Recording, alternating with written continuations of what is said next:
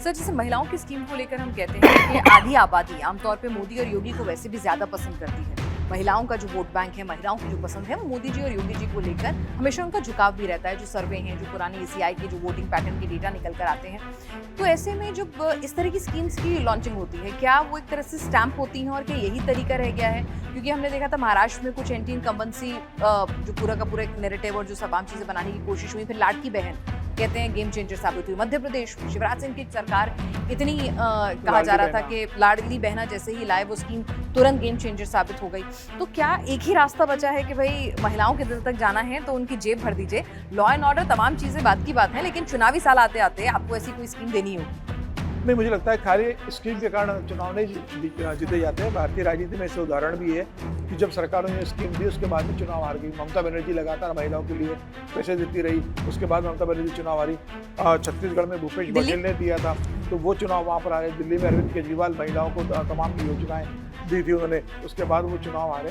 तो ऐसा नहीं कि महिलाओं को देखे। जगनमोहन रेड्डी का आप देख लेते हैं, आंध्र प्रदेश में उन्होंने कितनी महिलाओं के लिए फ्री स्कीम लेकर आए थे, युवाओं को लेकर आए थे, किसानों को लेकर आए थे, उसके बाद वो बुरी तरह चुनाव हारे।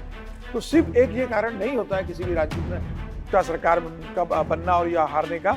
आप पूरे 5 साल आपने कैसे काम किया, ये सिर्फ एक एडिशनल सपोर्ट मिलता है। आपकी जीत में थोड़ा सा है कि ये सपोर्ट कर देता है। जनता इस बात को देखती है कि आपने लॉ एंड ऑर्डर कैसा किया, आपने बाकी एजुकेशन के लिए क्या किया, हेल्थ पे आपने काम किया, हाईवे बाकी चीज़ों पे आपने काम किया, बाकी जो डेवलपमेंट के काम होते हैं वह 5 साल काउंट होते हैं। लेकिन ये एक एडिशनल महिलाओं को मतलब टॉप अप स्कीम जैसा होता है। सरकार भी जानती है कि भाई इस पैसे से कोई महिलाओं का घर नहीं चलने वाला। ये एक सपोर्टिव रहती है कि आप कुछ करना चाह रहे हो तो उसके लिए आपको हम एक आर्थिक मदद दे रहे हैं, आप अपने पैरों पे खड़े हो सकते हो, कुछ नया कर सकते हो, तो सरकार आपके साथ है। तो मुझे लग रहा है कि जैसे प्रधानमंत्री मोदी ने 5 किलो अनाज की योजना 80 करोड़ लोगों को दिया, तो भाई उसके कारण मोदी की सरकार नहीं आती है। अब अनाज था सरकार के पास, लोगों को दिया, गरीब लोगों को, तो एक सपोर्ट हो गया उनको।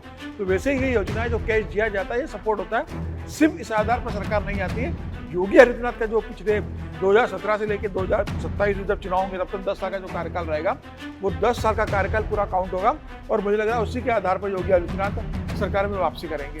सर, एक जो बड़ा मुद्दा रहता है वो है बेरोजगारी और महंगाई का मुद्दा जो है, खासतौर से बेरोजगारी। कई जो सर्वेज हुए हैं उसमें भी जब हम कई सर्वेयर जो थे उनसे बातचीत कर रहे थे तो उन्होंने कहा कि अगर आज की डेट में कहें तो सबसे बड़ा मुद्दा जो है वो बेरोजगारी का होता है। तो उससे निपट पाने में आपको लगता है, और जेनजी का जो भी हाल फिलहाल में आंदोलन और जो विपक्ष नैरेटिव बना रहा है कि भाई जेनजी के लिए कुछ नहीं किया है, तो उसको काट पाएंगे योगी जी? उन्होंने कई स्कीम्स के लिए भी कहा है कि डायरेक्ट बातचीत करेंगे, इन्वॉल्वमेंट करेंगे, और प्रधानमंत्री ने तो लाल किले की प्राचीर से जो अनाउंसमेंट कर दी। मुझे लगता है कि जंतर मंतर पर जो कांग्रेस जनता पार्टी का जो प्रदर्शन हुआ था उससे योगी आदित्यनाथ की सरकार अलर्ट हो गई है। योगी आदित्यनाथ ने भी इसको बहुत गंभीरता से लिया है और योगी लगातार अपने जो ब्यूरोक्रेट के साथ मीटिंग कर रहे हैं, भारतीय जनता पार्टी के संगठन के साथ मीटिंग कर रहे हैं, अपने सहयोगी मंत्रियों के साथ बैठक कर रहे हैं। उसमें इस बात का जिक्र जरूर कर रहे हैं कि युवाओं पे आपको फोकस करना है। एक बड़ा वोटर उत्तर प्रदेश के अंदर युवाओं का है, तो जंतर मंतर के बाद युवाओं के अंदर एक असुरक्षा की भावना महसूस हुई है, या युवाओं को लग रहा है कि रोजगार का क्या होगा, परीक्षा पेपर लीक हो रहे हैं। तो योगी आदित्यनाथ ने बताया कि भाई उत्तर प्रदेश में किस तरीके से उन्होंने परीक्षा पेपर लीक में उसको लेकर किस तरीके से उन्होंने वहाँ काम किया है। अब योगी आदित्यनाथ युवाओं को फोकस करते हुए कहना चाहते हैं कि भाई रोजगार भी तभी आएगा जब राज्य में थोड़ी स्थिरता आएगी। पहले अपराध से मुक्त हुआ है जिस तरीके से, अब इन्वेस्टमेंट उत्तर प्रदेश के अंदर आएगा, तो जब इन्वेस्टमेंट आएगा तभी रोजगार आएगा, तभी इंडस्ट्री आएगी, तभी रोजगार आएगा। तो योगी ने बताया कि पहले अपराध के कारण प्रदेश के अंदर कोई इन्वेस्टर आता नहीं था, कि लूट होगी और अपहरण होगा, सारे उद्योग चलते थे। पेशेंस होगा यूथ में? नहीं, मुझे लगता है कि बेरोजगारी ऑल ओवर एक सर्विस में भी निकल कर आ रहा है। अब तो योगी आदित्यनाथ डिलीवरी की स्टेज पर आ गए, लोगों को देने की स्थिति में आ गए। 10 साल में उन्होंने जो गड्ढे थे वो भरे हैं। अब मुझे लग रहा है कि इन्वेस्टमेंट भी आ रहा है। फिल्म सिटी नोएडा में बनने जा रही है, बड़े उद्योग समूह वहाँ पर आ रहे हैं, अंबानी, अडानी और तमाम लोगों ने वहाँ इन्वेस्टमेंट का भरोसा दिया है कि बड़ी कंपनियां वहाँ पर आ रही है। तो समय लगेगा, लेकिन मुझे लगता है कि अगले 5 साल में उत्तर प्रदेश में युवाओं के लिए बेहतर रोजगार मिलेगा, बेहतर संसाधन मिलेंगे। और केंद्र सरकार और राज्य सरकार, मतलब जो कहते हैं ना कि डबल इंजन की सरकार, तो स्टार्टअप शुरू करने के लिए केंद्र सरकार मदद दे रही है। अब कल ही प्रधानमंत्री ने घोषणा की कि 1 करोड़ लोगों को AI काम ट्रेनिंग देंगे।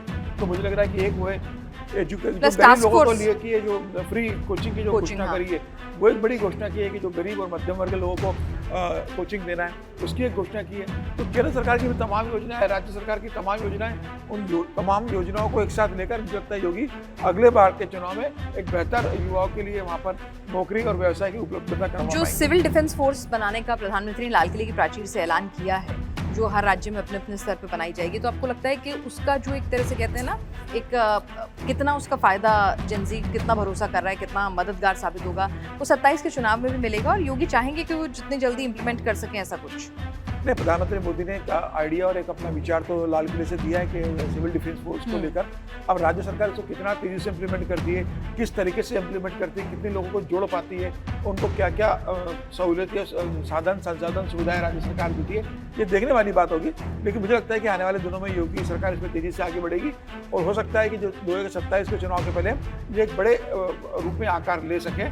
अभी देखना होगी सरकार इसको कैसे लेकर जाती है, लेकिन इस पर उत्तर प्रदेश सरकार आगे बढ़ेगी, ये लगभग तय है। यानी महिलाएं साध ली गई, फिर उसके बाद आप जेनजी को साधेंगे।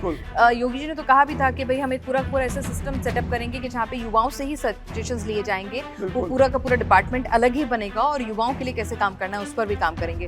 तो उन्होंने अपना कोर्स करेक्शन यहाँ 2 पार्ट में कर लिया। निश्चित रूप से इसमें दोहराई नहीं, और योगी खुद युवा है, वो समझते युवाओं की बात। राजनीति के उसमें अगर देखा जाए उनकी जो उसमें देखिए 52 साल की अभी उम्र है योगी जी की, और युवाओं के साथ वो लगातार संवाद करते हैं, छात्रों के साथ योगी आज संवाद करते रहते हैं। तो योगी जी इस बात को समझते हैं कि अब तो बड़ा वोटर है, अगर आप देखेंगे तो पूरे इंडिया के अंदर 37.1 करोड़ वोटर्स युवाओं के इसमें आते हैं।